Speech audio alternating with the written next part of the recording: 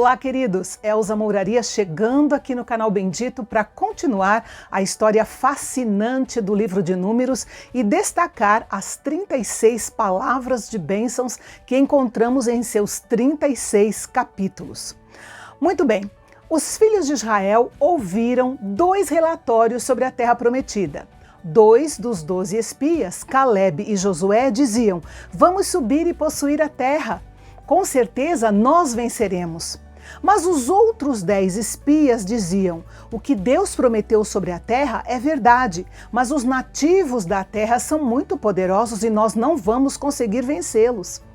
E o capítulo então começa dizendo que o povo chorou em voz alta naquela noite. A incredulidade e o desânimo se espalharam rapidamente de um coração para o outro e logo havia um clima de luto no ar.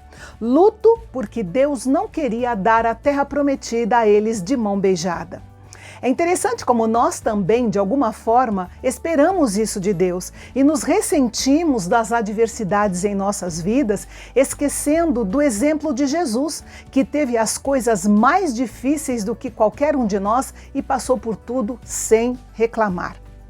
E o que aconteceu depois já era de se esperar. Eles começaram a reclamar de Moisés e Arão e também reclamar do Senhor. E eles acusaram diretamente o Todo-Poderoso de tramar a morte deles e de suas famílias. Este foi um profundo ato de rebelião. Eles rejeitaram a liderança instituída por Deus e queriam levantar o seu próprio líder para voltar para o Egito. E a reação de Moisés e Arão foi cair com os seus rostos no chão, porque eles sabiam que a situação não era nada boa. E então eles simplesmente se prostraram em oração. Não disseram absolutamente nada ao povo, até porque eles sabiam que não iria adiantar falar nada naquele momento. Mas eles sabiam que deveriam clamar a Deus por um milagre para que o povo fosse poupado. Quando um filho de Deus está dentro da vontade do Senhor, não há lugar para murmuração, mesmo quando as circunstâncias são difíceis. A vontade de Deus jamais nos conduzirá a um lugar em que a graça de Deus não possa prover o que precisamos e o poder de Deus não possa nos proteger. Se nossa oração diária é: "Seja feita a tua vontade", e se andamos em obediência à vontade de Deus, então que motivos temos para reclamar? Um espírito murmurador é um sinal de um coração ingrato e de uma vontade obstinada. Com nossas queixas, estamos ousando dizer que sabemos melhor do que Deus o que é bom para nós. Mas continuando, Josué e Caleb, os 2 únicos espiões fiéis, rasgaram as suas roupas em sinal de tristeza e passaram a lembrar ao povo da fidelidade da promessa de Deus. Apelaram ao povo para desistir da sua rebelião e se voltar para o Senhor. E a resposta de toda a congregação foi dizer que eles deveriam ser apedrejados. Foi aí então que a glória do Senhor apareceu no tabernáculo e Deus se dirigiu a Moisés e não ao povo. É interessante que muitos dos filhos de Deus em rebelião se perguntam por que não ouvem mais a voz de Deus. E a resposta é muito simples. Eles estão rejeitando o que Deus já disse na sua palavra e por isso já não têm sensibilidade espiritual para ouvir Deus. É o que chamamos de consciência cauterizada. Deus então fez uma proposta inusitada para Moisés.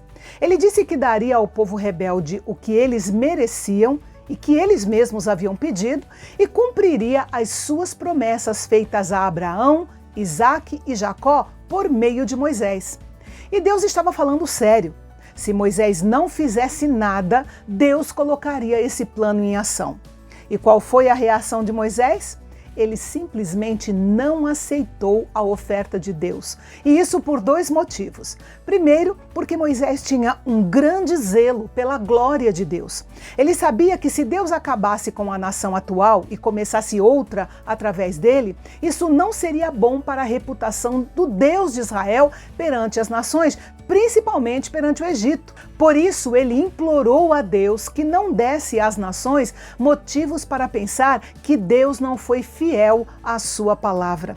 E um segundo motivo pelo qual Moisés rejeitou a proposta de Deus foi porque ele aprendeu a amar tanto o povo que pediu que Deus usasse de misericórdia para com eles. Note que Moisés está totalmente centrado no povo, não se preocupando com a sua própria glória. E é claro que esta foi a intenção de Deus o tempo todo, desenvolver e extrair de Moisés exatamente esse tipo de coração amoroso, doador e altruísta. E qual foi a resposta de Deus a esta intercessão tão intensa e amorosa de Moisés? Ele disse: conforme a tua palavra lhe perdoei. Isso era tudo o que Moisés queria ouvir.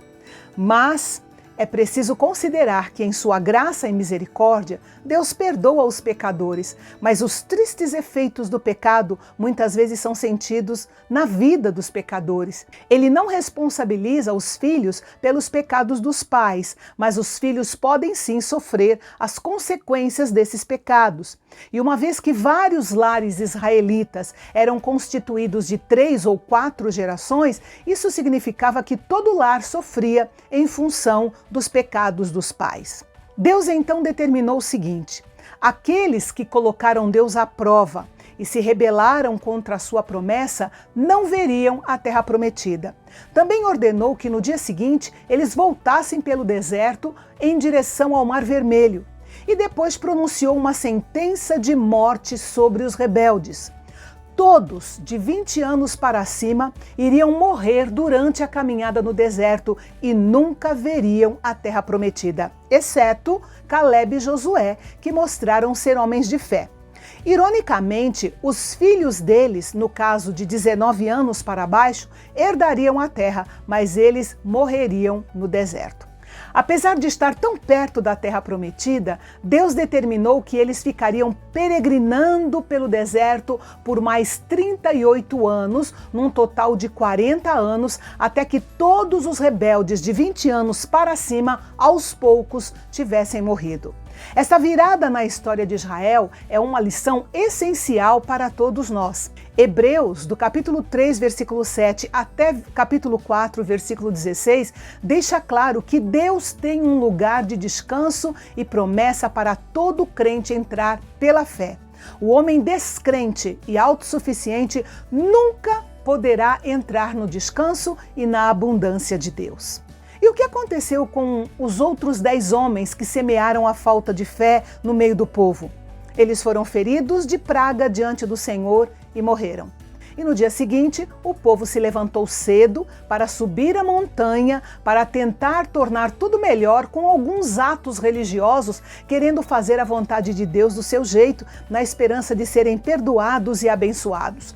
Moisés lhes disse que o Senhor não estaria com eles naquele negócio, mas eles foram mesmo assim. E não deu outra. Os cananeus, que moravam ali naquela região, os atacaram, os feriram e os encurralaram até que eles chegassem novamente em Ormá. Não tiveram sucesso porque Deus não estava com eles. E assim todo o povo voltou à sua jornada pelo deserto e isso iria durar por mais 38 anos. E a 14ª palavra de bênção de Números é: o Espírito Santo nos revela os mistérios da palavra de Deus e nos ajuda a discernir o que Ele quer que façamos, mas é importante que estejamos dispostos a obedecer ou então Ele não nos ensinará o que precisamos saber. E no nosso próximo encontro nós vamos ver o Senhor dando uma palavra especial de encorajamento para a geração mais jovem, aquela geração que de fato iria tomar posse da terra prometida. Eu te espero amanhã. Até lá!